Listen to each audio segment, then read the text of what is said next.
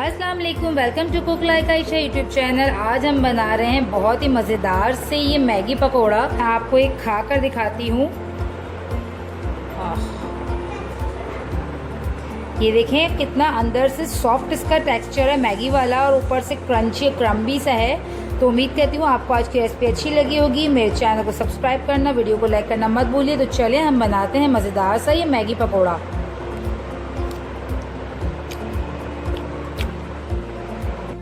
Maggi pakora बनाने के लिए जो चीज़ें हमें चाहिए वो नोट कर लीजिए। हमें चाहिए 2 पैकेट्स मैगी के।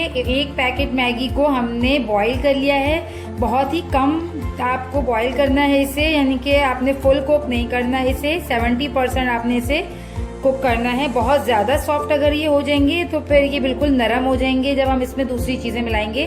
तो इसलिए आपको मैगी फुल डन नहीं करनी, जस्ट 1 मिनट बॉईल करना है, ठीक है। और एक पैकेट मैगी को यहाँ पे मैंने इस तरह से चूर कर लिया है, क्रश कर लिया है इसके ऊपर कोटिंग के लिए।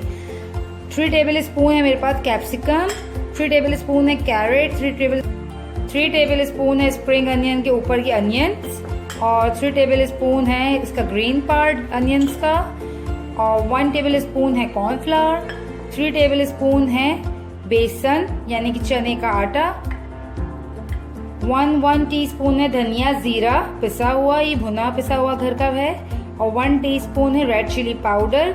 चिली पाउडर अपने हिसाब से लें, मेरा काफ़ी तीखा है, इनके स्पाइसी है, इस वजह से मैं 1 टीस्पून यूज़ कर रही हूँ। यहाँ पे 1/2 टीस्पून सॉल्ट यूज़ करेंगे, और इस मैगी मसाला की जो साशे है इसको भी हम यूज़ करेंगे इन पकोड़ों के अंदर। बहुत ही ज़बरदस्त मैगी का फ्लेवर आएगा इससे। तो चलें हम स्टार्ट करते हैं बनाना। ओके, तो सबसे पहले हम ग्लव्स पहन लेते हैं। वैसे तो हाइजेनिक पॉइंट ऑफ व्यू से बहुत सारे लोग रिकमेंड करते हैं कि आप लोग ग्लव्स पहने, पर मैं सीरियसली इसमें कंफर्टेबल भी नहीं होती। और मेरा तो यही मानना है कि हमारी पहले की जो माएँ होती थी वो कभी भी ग्लव्स पहनकर नहीं बनाती थी। बट आप जब दूसरों के लिए बनाएं और कोई ऐसे प्लेस में बनाएं जहाँ पे सब लोग हों, यानी कि पब्लिक प्लेस हो, तो आप ज़रूर हाइजेनिक का ख्याल रखें और ग्लव्स यूज़ करें। तो यहाँ पे मैंने मैगीज़ के अंदर सारी वेजिटेबल्स ऐड कर देनी हैं। ये चली गई capsicum, carrot, spring onion, green इसके लीव्स, और ये मसाला धनिया ज़ीरा, ठीक है, सम सॉल्ट, और ये कॉर्नफ्लावर, बेसन, तमाम चीज़ों को हमें डालकर जस्ट मिक्स इट करना है। और नॉट लीस्ट ये मैगी मसाला, क्योंकि असल जो फ्लेवर है मैगी का वो इसी से आता है, ठीक है। तो आप चाहें तो इसमें चिकन वाला भी फ्लेवर यूज़ कर सकते हैं और चटपटा भी, it's up to you choice, ठीक है। अब इसको हमने अच्छे से मिक्स करना है।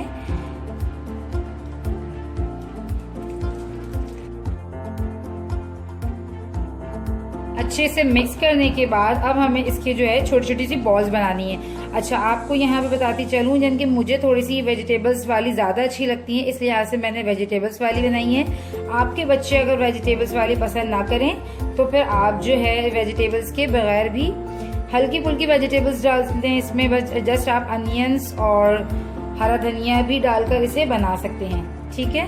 तो ये इस तरह से हमने इसकी तमाम इस तरह से छोटी छोटी बॉल्स बना लेनी है।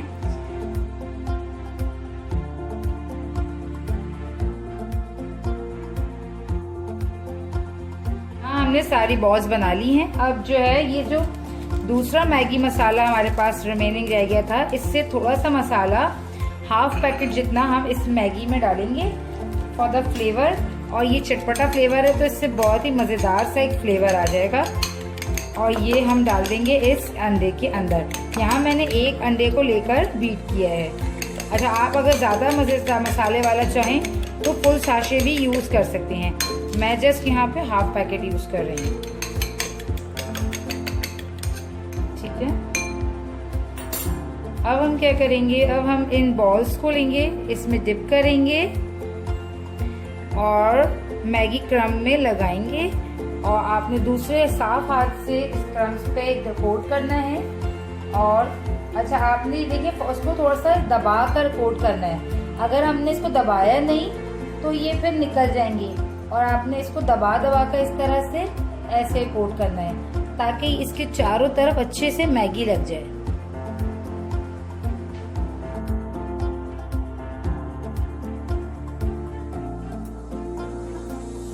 यहाँ हमने सारी बॉल्स इस तरह से कोट करके तैयार कर ली हैं। अब हम इसे डीप फ्राई करेंगे मीडियम टू लो फ्लेम।